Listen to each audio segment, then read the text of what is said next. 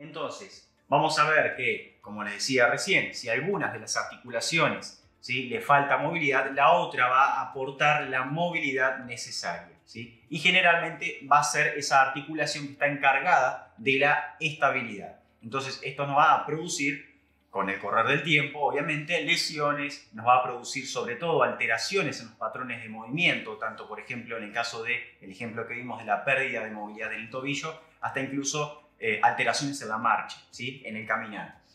En este ejemplo de la imagen, obviamente vemos que esas típicas molestias a nivel de la zona lumbar, lumbalgias, lumbagos, etc., muchas veces lo que hacemos es centrarnos, poniendo énfasis y mirando únicamente a lo que es la zona lumbar, a ver qué cuestiones hay que resolver en esa zona, cuando en realidad, por el esquema de articulación por articulación, tenemos que fijarnos en la articulación por encima o por debajo. En este caso, puede estar producida por una pérdida de movilidad en la cadera, muy típica y muy normal, ¿sí?, hoy en día, ya que pasamos demasiado tiempo sentados, en donde el acetábulo de la cadera se comienza a fijarse y a generar ciertas adherencias, lo que produce una pérdida de movilidad a nivel de la cadera. Esto obviamente va a causar estas molestias a nivel de la zona lumbar, ¿sí? Entonces, para un poco ya ir entrenando el ojo, como habíamos dicho, vamos a ver esta imagen. En este caso vemos a una persona que claramente está intentando ejecutar una sentadilla, ¿sí? Quizás muchos se pueden sentir identificados,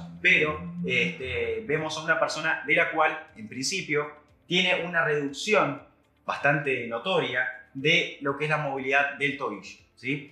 Entonces, en el ejemplo que vimos recién, el de la cadera, que causa molestias a nivel de la zona lumbar, esto va a comenzar por la pérdida de movilidad en el tobillo. ¿A qué nos referimos con la pérdida de movilidad en esta articulación? A que la tibia, ¿sí?, como ven en la imagen, es incapaz de inclinarse hacia adelante, es decir, hacia anterior, lo que produce que la persona tenga que colocar sus brazos hacia adelante para poder compensar y no caerse, ya que si la persona acá retrae los brazos hacia su cuerpo, va a caerse hacia atrás. Obviamente vamos a ver que su zona lumbar va a estar mayormente afectada, ya que, como ven, se pierde esa neutralidad de la espalda. Cuando hablamos de neutralidad nos referimos a mantener las curvas fisiológicas de la columna, como lo vimos en el módulo anterior de la anatomía propia de la columna, ¿sí? Vamos a proseguir.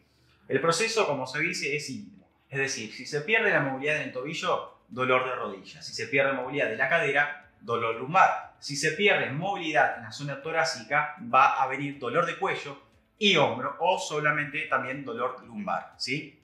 Entonces, esto básicamente es un esquema bastante rápido para tener en cuenta cuando estamos ante una persona con algún tipo de patología, de molestia o de reducción de movilidad. Entonces, ¿qué es lo que produce esa reducción de movilidad, esa alteración funcional en la articulación? Va a producir un círculo vicioso, que es lo que vemos en pantalla, ¿sí? Supongan que la persona comienza con una lesión, un esguince de tobillo. Es decir, esa lesión va a producir obviamente dolor, lo que va a producir lógicamente que nosotros alteremos ese patrón de la marcha. No vamos a pisar normal, ya que al pisar nos duele. Y esa señal de dolor enviada por nuestro sistema nervioso va a producir que se altere la manera en la que pisamos. Y esto, mantenido en el tiempo, y si no nos damos cuenta de corregirlo, porque muchas veces suele ser bastante imperceptible, un dolor que en principio podemos tolerarlo, pero sin darnos cuenta alteramos este patrón de la marcha y comienza nuevamente ese círculo vicioso, y lo que va a hacer es tarde o temprano acarrear una nueva lesión.